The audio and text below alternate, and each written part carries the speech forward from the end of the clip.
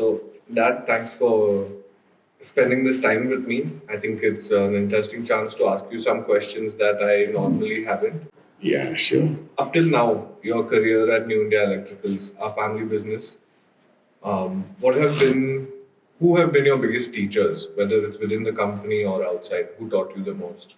Within the company, Shri, of course, my father, my uncles, and outside the company, I would say I've been very fortunate that at various stages of my life, I've had different mentors. Right in my school days, it used to be Vijay Kirloskar uncle. I used to write to him from school days. I used to just on his birthdays, on New Year's, and I would, if I read something about Kirloskar in the newspaper, my dad taught me that. So I would write to him even when I was in the US. I've written to him when Kirloskar got the, I mean, these are 30, 40 years ago, where they got the ISO certification. It was a very big thing. It's not an easy thing. So I had written to him from US and wished him. So he was my first sort of mentor, I guess. Not mentor, but somebody I looked up to. Then it was next when I entered business. It was one Mr. Narendra Goyal. He was from Raipur and he's a steel mill owner. He taught me the art of trusting people, and he trusted me and gave me multiple opportunities.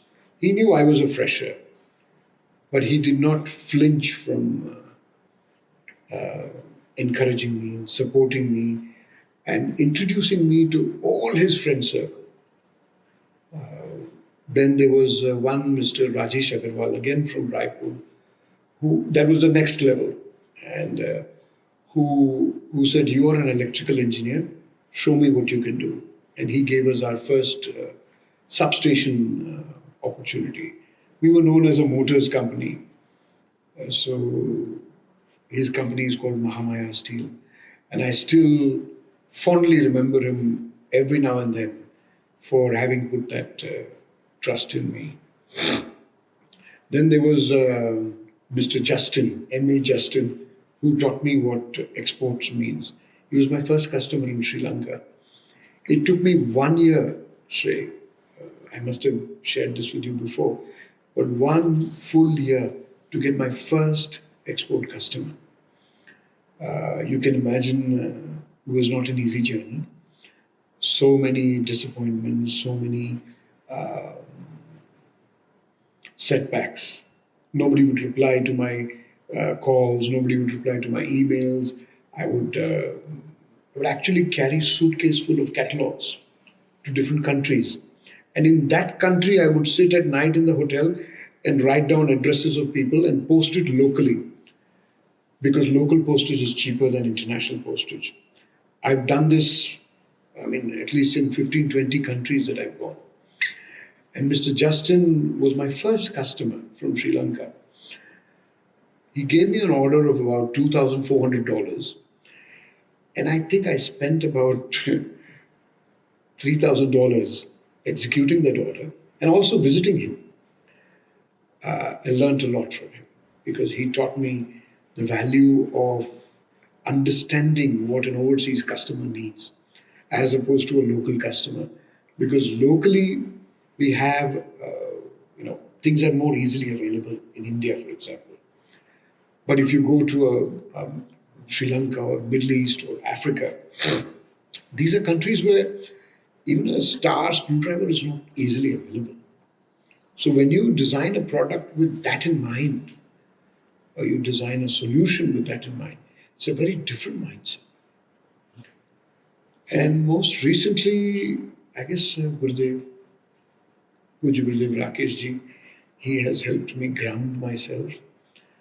Otherwise, success can go to your head, bank balances can go to your head, and your Mercedes car can go to your head. But he helped me stay grounded, firmly grounded. So it's been an amazing journey.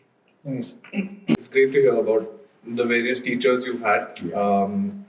Now you're sort of a teacher yourself. You have a team of engineers to guide, to sort of encourage, and to make them grow as individuals as well? What's your advice for anyone who's looking to manage a team of engineers? What's the best way? What's the best way to build a relationship with someone, with a team in the engineering field? How do you bring them up? Yeah, good question. I would say the first thing that comes to mind is care. Care for your engineers and gratitude also, because everybody has their own journey. Everybody has come to you because of some situation that they were in. Appreciate that, understand that. If you get a chance, get to know them outside the office, outside the workspace. Create a create a bond, and I think once you do that, the relationship goes to another level. You did your engineering in India and then you did an MBA outside of India. The engineering gave you the technical knowledge. What did the MBA give you? So MBA, the reason I'm smiling is because I think it brings back very fond memories. I learned to live alone. I learned to manage myself.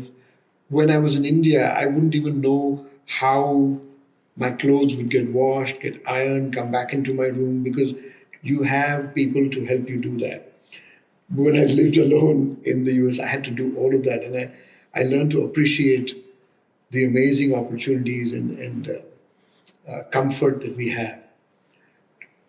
And the MBA gave me an insight into the human mind, I guess, and also taught me that you have to be at it. Engineering is engineering. 2 plus 2 is 4. That's engineering.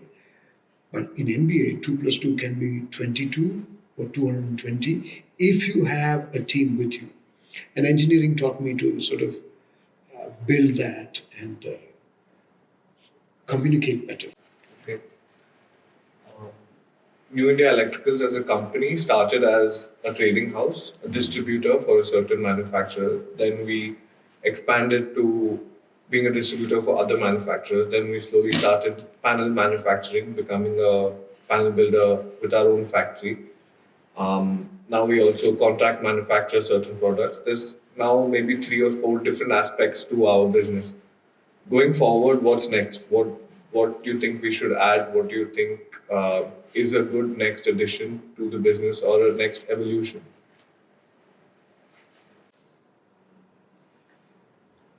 I think if we go by industry directives and what my customers want, what they want is something reliable at a lower cost. Not because everybody wants to save money, because there is a genuine need for reducing costs. So if we can deliver to our customers reliable products, I don't mean low cost, but at value. That's what we should be focusing on. And also, I think now customers want a one stop shop.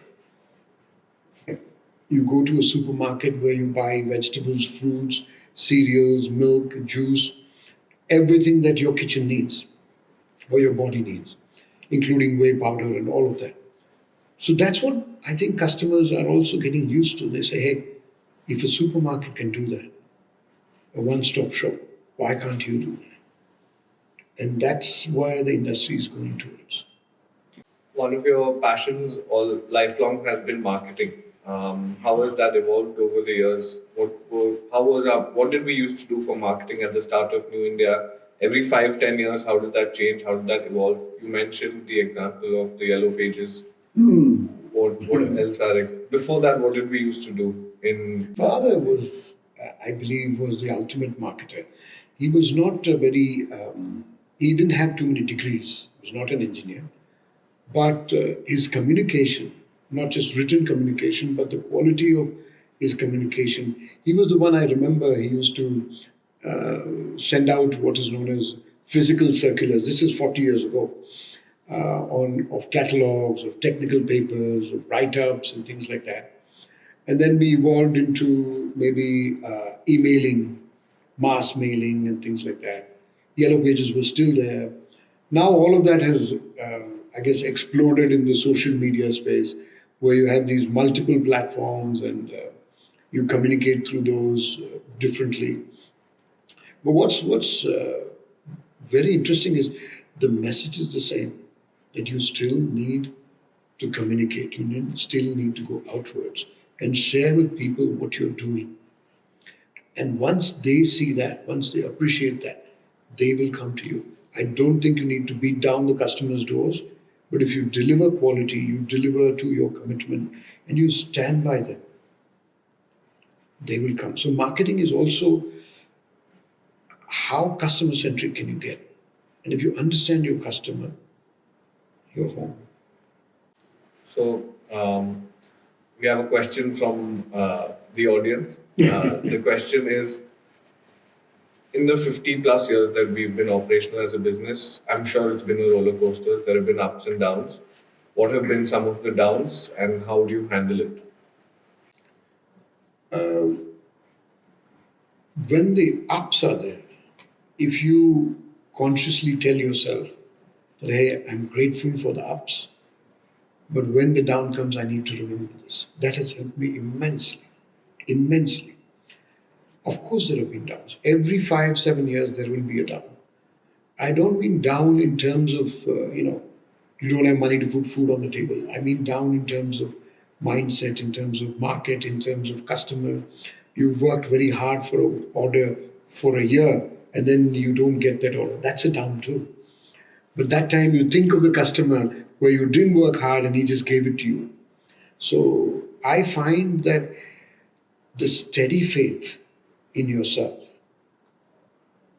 the steady faith in yourself works best. And to stay equanimous, if I can. I started doing this much later in life, but works very well. And the downtime is when you want to innovate. That's what I believe. The uptime is when people are anyway appreciating what you're doing. But to innovate yourself, maybe join a class. I went to Harvard for that. I went to even IIM, and then just got some snippets of stuff, small knowledge, and then you come back trying to implement that, and it works. I think a very interesting thing that you just mentioned was how, even as a senior level executive, you continue to go and enroll yourself in educational courses. How important is that for management in general, in family businesses or outside? Why is that formal way of going and enlisting in a college better than sitting at home and reading a book, for example? So when you are running a family business, you generally are the boss, and that gets to your head, and you start developing blinders for others' opinions, others' guidance, and others' sharing. You think you're the boss, you know it all. Because you're a family owned company, you think you can manage it. But when you get into a class with others and with professors and teachers, is when you're ready to listen. And I think that makes a huge difference. Otherwise, you tend to become blinded, egoistic, and arrogant also. So these things will bring you back saying, hey guys, maybe you're going wrong somewhere. Maybe you need to think this way. So for family businesses, more than anyone else, this constant learning in an environment of learning. Reading a book again, you're reading it with your mind, with your preconceived notions already. So, yes, you're reading, it's a good thing, it's a very good habit.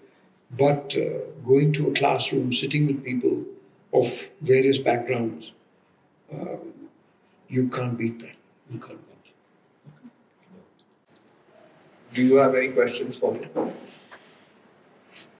that. No, I must say, I'm very happy that in spite of a wonderful career ahead of you in the IT space, in technology space, you had your own startup, you sold that company, you ran it successfully, you still chose to come to the family business. I was talking to my wife earlier, and we were telling that we should thank our stars that you chose to be a part of the family business. because this is a legacy for sure, and you will carry it forward. But the fact that you came in without me or anybody forcing you or pushing you into it shows that we're doing something right, and you're also doing something right. So thank you so much. Thank you.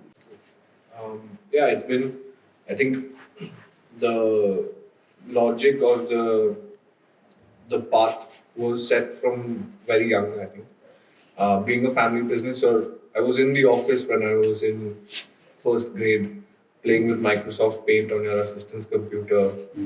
So right from then, I think it has always been certain that this is what I would like to do long term.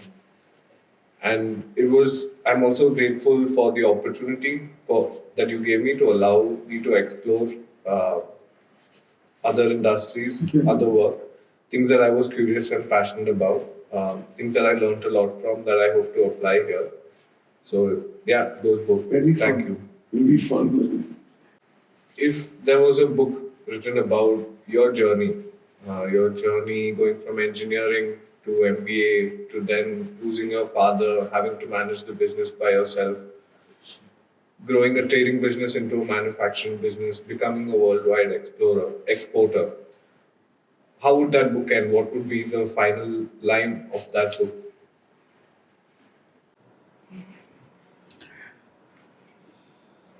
Somebody passed the baton to me, and I just passed it on. And I added whatever value I could in the best possible way, the most sincerely. Of course, I made my mistakes, but the baton has those scratches on it, and I just pass it on. I don't own anything. I'm not going to take anything with me. I would leave it and wish you or the next generation all the luck and all the prosperity. And above all, I would say, as my father on his deathbed told me, he said, just keep one thing in mind. Don't put the good name and the goodwill at stake for anything. I think the reputation we have as a family business is more valuable than anything else. Sure, sure.